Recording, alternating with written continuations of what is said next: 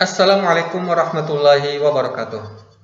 Ahlan wa sahlan wa marhaban bihadihi al-qanati al-ilmiyati. Naltaqi min jadid fi halaqatina min halaqatil ilm. Insyaallah tabaraka wa ta'ala fi hadhihi al-halaqa sanatahaddatsu 'anil farqi baina as-sarfi wan nahwi. Baik, langsung saja kita masuk ke pembahasan kita. Perbedaan ilmu nahwu dan ilmu sharaf. Ilmu nahwu adalah ilmu yang mempelajari struktur atau susunan kalimat dan harakat yang benar dalam bahasa Arab. Nah, dalam ilmu bahasa Arab itu ada 4 harakat, yaitu dhamma, fathah, kasrah, dan sukun. Kemudian ilmu sharaf adalah ilmu yang mempelajari perubahan bentuk kata ke bentuk lain. Ya, misalnya dari kata doroba menjadi yatribu, menjadi dorban matroban, doribun matrubun, iturib la tatrib, matrobun matrobun mitrobun. Itulah yang dibahas dalam ilmu sharaf. Nah, singkat katanya, ilmu sharaf menyediakan kata-katanya, sedangkan ilmu nahwu memberikan kita kaedah bagaimana menyusun kalimat yang benar, termasuk cara memberi harokat yang benar. Contoh pada kalimat jalasa zaidun. Ya, sini ada kalimat jalasa zaidun. Terdapat alasan kenapa kata pertama adalah jalasa. Ya, kenapa kata pertama adalah jalasa. Dan terdapat pula alasan kenapa zaidun memiliki tanda baca, kenapa zaidun memiliki tanda baca dhammatain. Ya, sehingga menjadi jalasa zaidun, tidak menjadi jalasa zaidan atau jalasa zaidin. Baik. Terdapat pula alasan kenapa kata jalasa lebih didahulukan. Ya, kenapa jalasa kita dahulukan? Kenapa zaidun yang tidak didahulukan? Sehingga dibaca jalasa zaidun, tidak zaidun jalasa. Maka penentuan susunan ini merupakan ilmu nahwu. Baik. Maka penentuan penyusunan kalimat ini, ya, itulah yang dibahas dalam ilmu nahwu. Baik. Kenapa yang dipilih? Kemudian kenapa yang dipilih adalah kata jalasa? Ya, kenapa tidak jalasat? Karena di dalam tasrif lughawi fi'il madhi itu ada 14, ya. Kata ganti orang itu hanya ada 14, jalasa, jalasa, jalasu.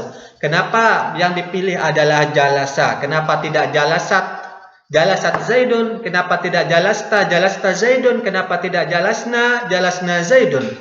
Nah, maka penentuan perubahan bentuk ini masuk ke dalam ilmu sharaf. Itulah yang dibahas dalam ilmu sharaf.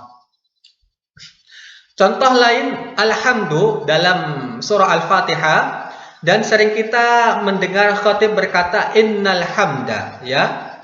Nah, ada sering khatib mengatakan innal hamda, ya, dengan menasabkan ataupun memberikan harakat fathah pada kalimat alhamda. Alhamdu. Nah, di atas ada alhamdu dengan harokat dhammah. Nah, kemudian di bawah ada harokat fathah, alhamda. Nah, ada juga dalam bentuk kasrah. Nah, ada juga dalam bentuk kasrah abda'u bil hamdi, ya, alhamdunya dikasrahkan menjadi alhamdi. Nah, maka perbedaan harokat ini dibahas, maka perbedaan harokat yang 3 inilah yang dibahas dalam ilmu nahwu.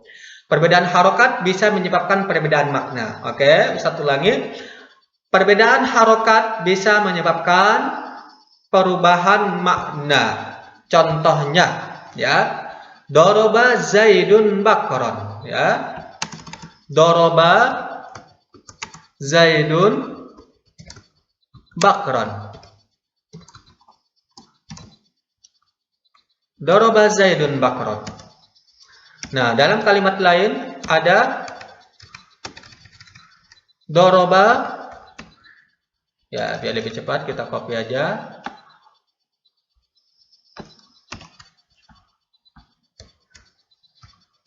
Ya, doroba zaidun bakron. Nah, di sini tadi Ustaz katakan bahwasanya perubahan harokat bisa menyebabkan berubahnya makna. Artinya adalah Zaid doroba zaidun bakron. Artinya adalah Zaid memukul Bakar. Di sini pelakunya adalah si Zaid, sementara korban di sini adalah Bakar. Kemudian jika kita merubah harokat daripada Zaidun menjadi Zaidan, ya, Zaidan, Bakrun, dan Bakron menjadi Bakrun, kita merubah harokatnya menjadi dhammatain. Doroba Zaidan Bakrun, maka di sini akan berubah mengalami perubahan makna, yaitu yang mana di awal adalah Doroba Zaidun Bakron adalah pelaku si Zaid, sementara si Bakron adalah sebagai korban. Kemudian karena kita merubah harokat Zaidun menjadi Zaidan, maka si Zaidan di sini tidak lagi menjadi pelaku, akan tetapi dia menjadi korban, yaitu sebagai maf'ul. Sementara fa'ilnya atau pelakunya adalah di sini Bakrun. Doroba Zaidan Bakron. Si Bakar memukul si Zaid, tidak lagi si Zaid yang memukul si Bakar. Taib, maka perbedaan harokat di sini bisa merubah pelaku menjadi objek. Nah, maka penerapan ilmu sorof misal pada huruf, itulah yang dibahas dalam ilmu nahwu. Taib. Dan penerapan ilmu sorof misal pada huruf hamidah, ya. Nah, penerapan ilmu sorof misalnya pada kata hamidah, akar kata hamidah yaitu memuji, semua ini memiliki akar makna yang sama yaitu pujian. Contohnya Al-Fatihah, alhamdulillahi rabbil alamin, segala puji bagi Allah Tuhan semesta alam. Tahmid, nah ada kata tahmid, ada kata tahmid, ada unsur ha, mim dan dal pada kata tersebut, tahmid, ya. Nah, adalah istilah untuk alhamdu. Tahmid, istilah untuk mengucapkan alhamdu. Nah, ada kalimat, ada nama Muhammad, ya, ada Muhammad yang artinya adalah orang yang dipuji, terpuji. Kemudian ada kata Ahmad, nama Rasulullah yang lain, orang yang paling terpuji. Kemudian ada kata Hamid, orang yang memuji, ada Mahmud, orang yang dipuji. Hamdi, pujianku. Maka kita bisa melihat banyak sekali variasi kata untuk 3 huruf dama hamida, yaitu kita ulangi, banyak sekali variasi kata untuk 3 huruf hamidah. Semua ini dibahas dalam ilmu sorof. Nah, maka inilah yang dibahas dalam ilmu sorof. Dari perubahan dari kata hamada menjadi Muhammad, menjadi tahmid, menjadi Ahmad, menjadi Hamid, menjadi Mahmud, Hamdi, dan lain sebagainya. Dan seorang penyair pernah berkata, An-nahwu awla awalan an yu'lam idzal kalamu dunahu lan yufham.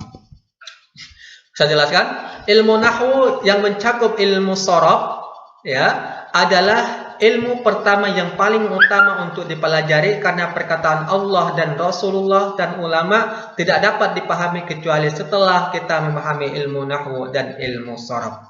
Baik. Jadi untuk kita bisa memahami Al-Quran, Sunnah dan kitab-kitab para ulama, kita harus memang paham benar tentang ilmu nahwu dan sorof. Oke, cukup demikian dulu pembahasan kita pada pertemuan kali ini. Jika ada pertanyaan ataupun yang kurang paham, bisa ditanyakan lewat WhatsApp ataupun grup yang sudah kita tergabung di dalamnya. Wassalamualaikum warahmatullahi wabarakatuh.